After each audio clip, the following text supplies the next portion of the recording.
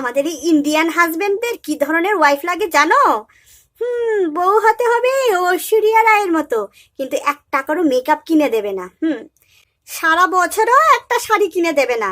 তারপরও তোমাকে সবসময় সুন্দর করে সেজে গুজে থাকতে হবে। আরে সবগুলো জামা কাপড় ছিঁড়ে গেছে, এখন এই ছেঁড়া জামা কাপড়গুলি কি আমি বেনারসির মতো করে পরবো?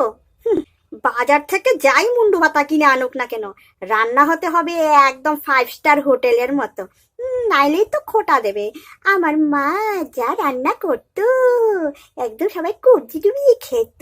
মা না যেন একদম সুপারস্টার শেফ। সারা মাসের জন্য খরচ করবে না 2 টাকা, আর বাড়ি ঘর সবসময় ঝকঝকে তকতকে একদম ফিনিশিং হয়ে থাকতে হবে। আরে কিরকম ভাবে হবে? টাকা যত খরচ করবে তার উপরেই তো সবসময় সবকিছু চাকচিক্য নির্ভর করে নাকি? আর দিন যত বাড়বে, দিন যত যাবে, হাজবেন্ড বুড়া হতে পারবে, কিন্তু বউ সবসময় ইয়াং থাকতে হবে। বউ বুড়া হলে আবার চলবে না। হাজবেন্ড খেয়ে খেয়ে মোটা হাতি হতে পারবে, কিন্তু বউ তোমার যদি ওয়েট বেড়ে যায় তাইলেই গেল। তুমি একদম সবসময় স্লিম অ্যান্ড ট্রিম থাকতে হবে, তা তুমি জিমে যাও আর না যাও। আর বাচ্চা কাচ্চাকে তো সব আইনস্টাইন বানাতে হবে। যদি একটু কোনো খোঁজ পায় তাইলে তো সব দোষ মায়ের ঘাড়ে চাপিয়ে দেবে। সব দোষ মায়ের।